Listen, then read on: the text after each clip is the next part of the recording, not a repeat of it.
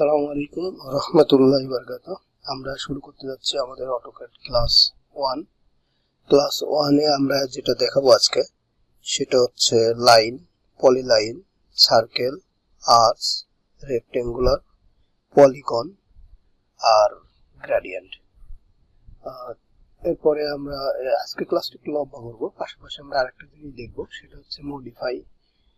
মডিফাইটা দেখবো, মডিফাইয়ের ভিতরে কি কি আছে: move, copy, stretch, road, mirror, scale, trim, তারপরে ইরেজার আছে, এখানে অ্যারে আছে, এর ভিতরে আছে এক্সট্রেইন।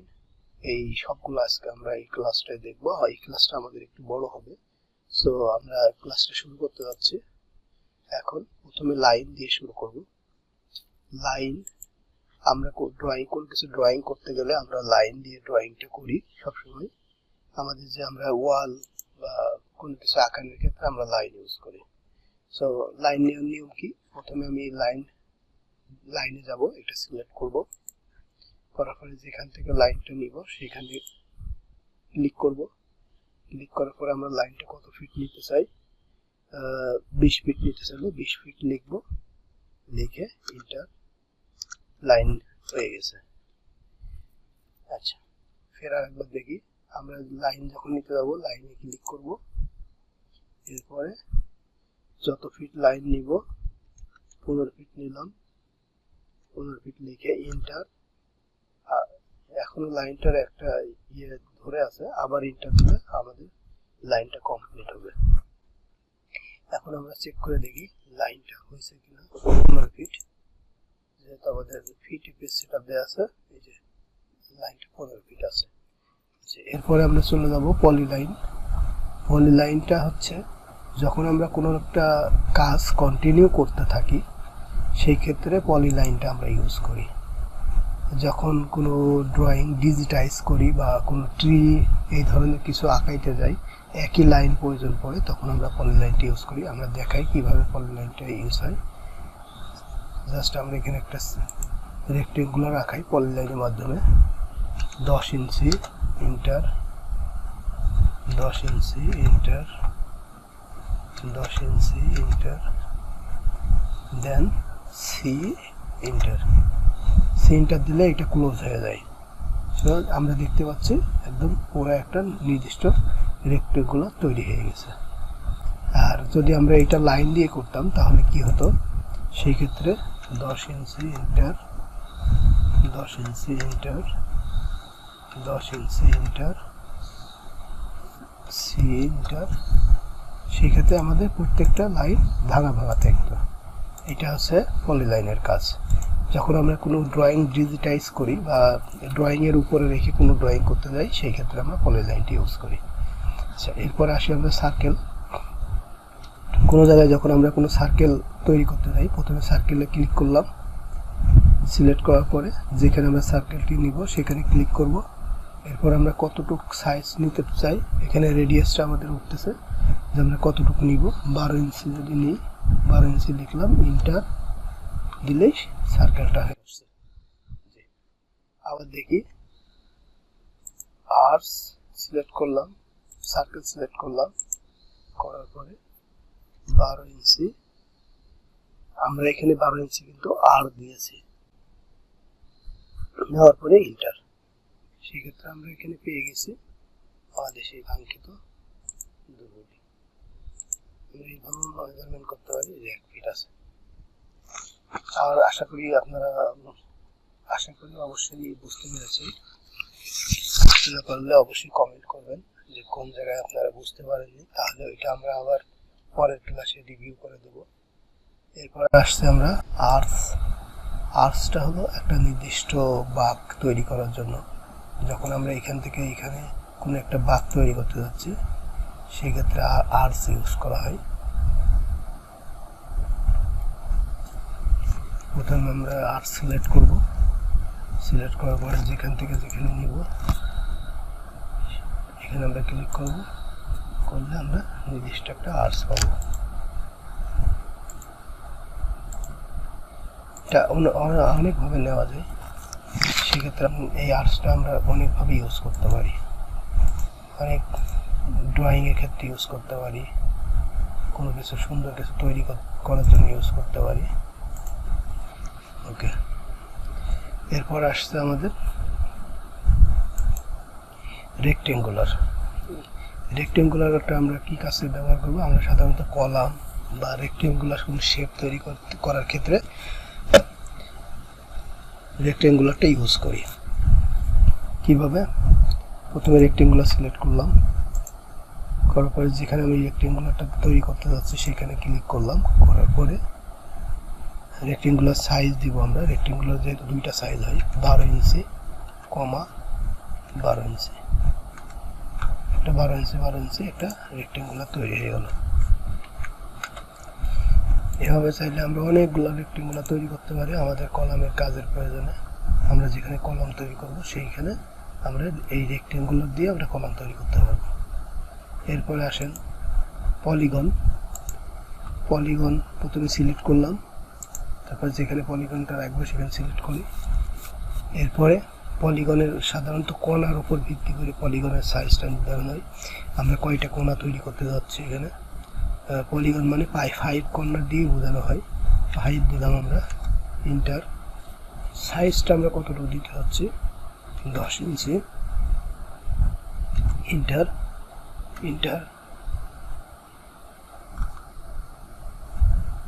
এখন আমরা সাইজটা নির্ধারণ করে দিই 10 ইঞ্চি, এন্টার। আমরা একটা পলিগন পেয়ে গেলাম সুন্দর মতো। আমরা দেখতে অনেকটা ঘরের মতো লাগতেছে। আচ্ছা, এরপরে আসি আমাদের এটার আসলে খুব একটা প্রয়োজন নাই, এটা আমরা পরের ক্লাসে দেখব। আগে আমাদের সহজ যেগুলো আছে এগুলো আমরা দেখে নেব।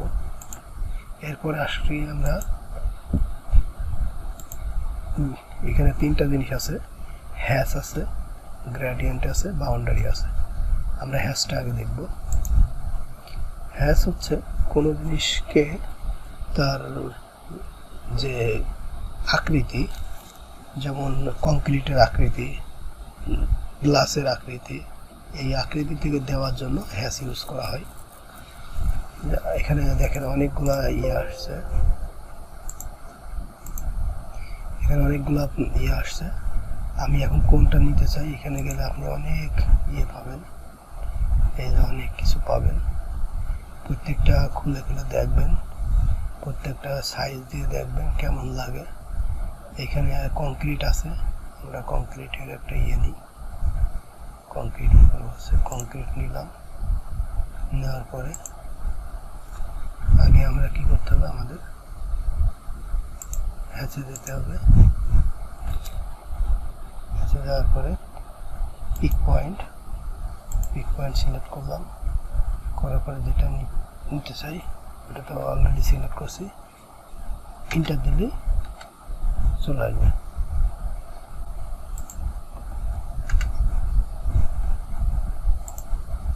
আচ্ছা, এখানে যেটা হয়েছে সম্ভবত এখানে হ্যাচের সাইজটা অনেক বেশি দেওয়া আছে, যে কারণে শো করতেছে না। এটা যদি আমরা এক করার পরে এই যে এটা শো করতেছে এখন। সো আমরা পরবর্তী আর একটা দেখি, হ্যাচে যাই, হ্যাচে যাওয়ার পরে আমরা পিক পয়েন্টে যাই, সিলেক্ট করি, অটোমেটিক চলে আসছে। এখন আমরা কোনো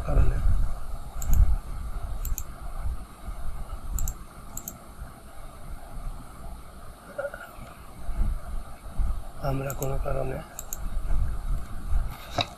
অন্য একটি জিনিস ব্রিক সিলেক্ট করব, ব্রিক সিলেক্ট করলাম, এরপরে পিক পয়েন্টে গেলাম, তারপরে যেটাতে আমরা ব্রিক বসাতে চাই সেটা সিলেক্ট করলাম, এন্টার দিলাম, হয়ে গেল। অনেক ক্ষেত্রে দেখা যায় যে পিক পয়েন্ট দিয়ে কাজ হয় না, সেক্ষেত্রে সিলেক্ট অবজেক্টিভ, এখানে সিলেক্ট অবজেক্টিভ একটা অপশন আছে, আমরা এটা ব্যবহার করতে পারি। সিলেক্ট অবজেক্টিভকে সিলেক্ট করার পরে তারপরে এন্টার দিলাম, এটা হয়ে যাবে। কি দেখলাম, হ্যাশ দেখলাম, গ্রেডিয়েন্ট দেখবো আমরা এখন। গ্রেডিয়েন্টের কাজ কি? গ্রেডিয়েন্টের কাজ হচ্ছে রং করা।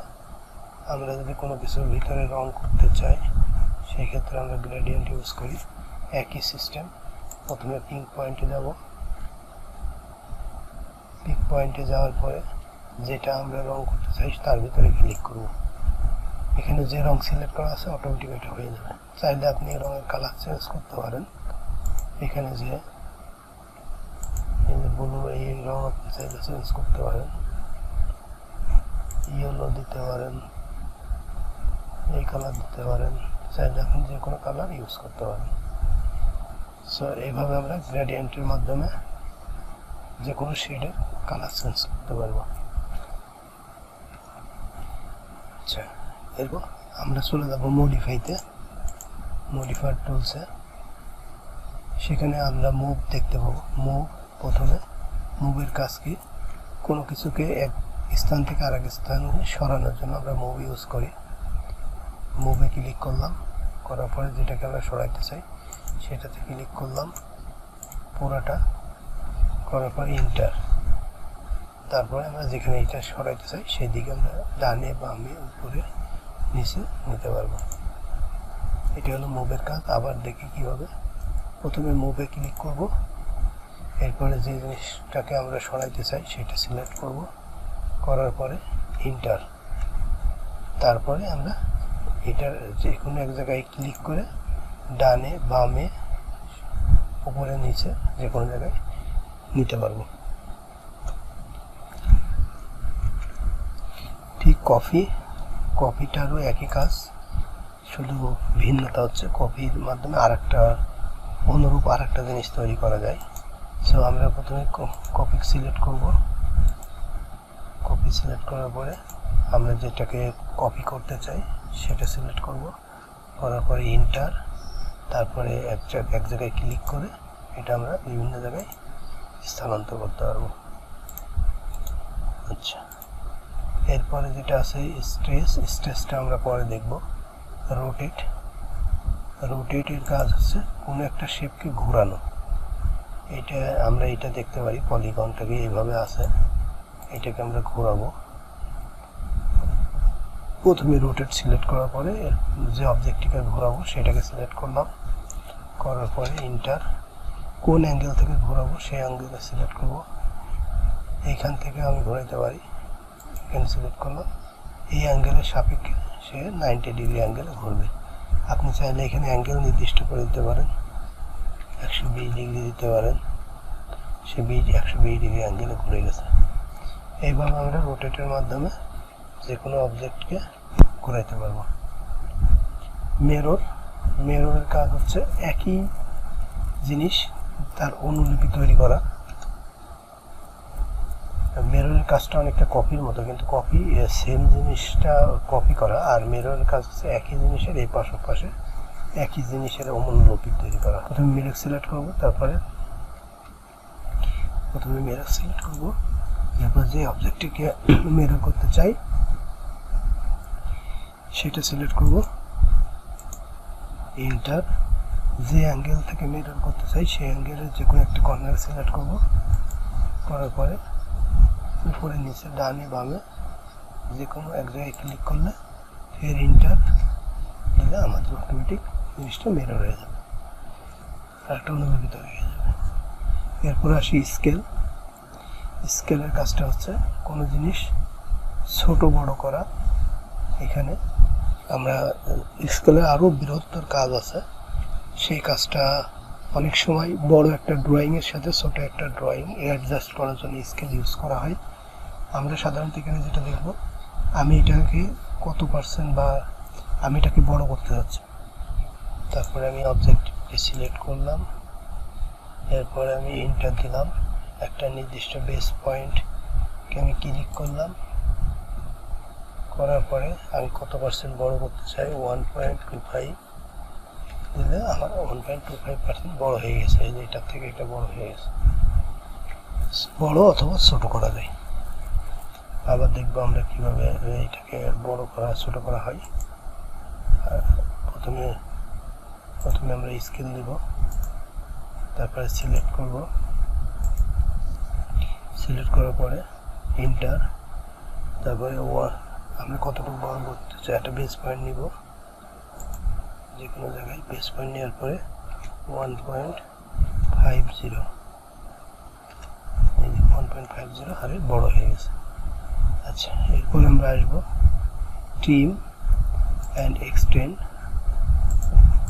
অটোক্যাডে যখন কোনো কিছু আমরা কাটতে যাব, যেটা একটা আর একটা বাহুর উপর দিয়ে উঠে গেছে, সেক্ষেত্রে আমরা ট্রিম ইউজ করি।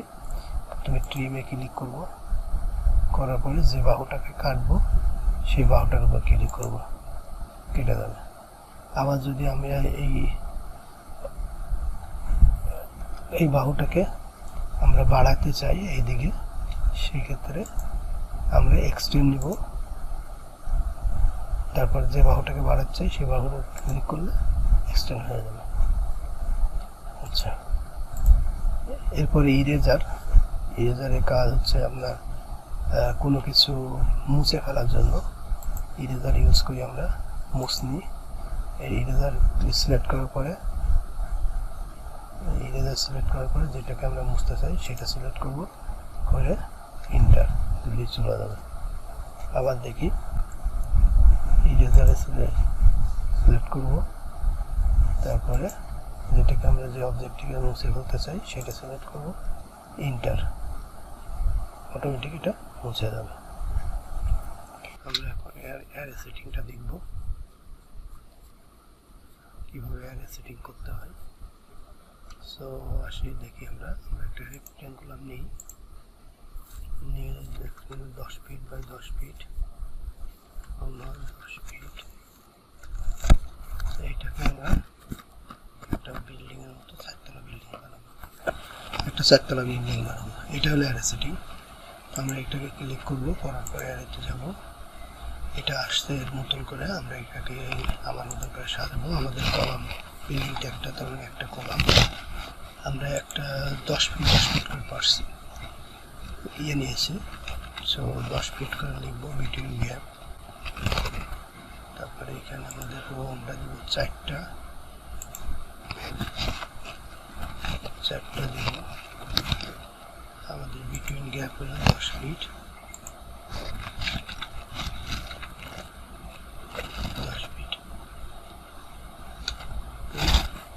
এই যে এইভাবে আমরা অ্যারেটাকে কাজে লাগাবো। যখন একটা বিল্ডিংয়ে কাজ করব, অ্যারের মাধ্যমে আমরা 4-5টা বিল্ডিং একসাথে করে তুলতে পারবো। সবাইকে ধন্যবাদ সাথে থাকার জন্য। আমাদের দ্বিতীয় ক্লাস ইনশাআল্লাহ খুব দ্রুত আসবে। সবাইকে ধন্যবাদ আবারও।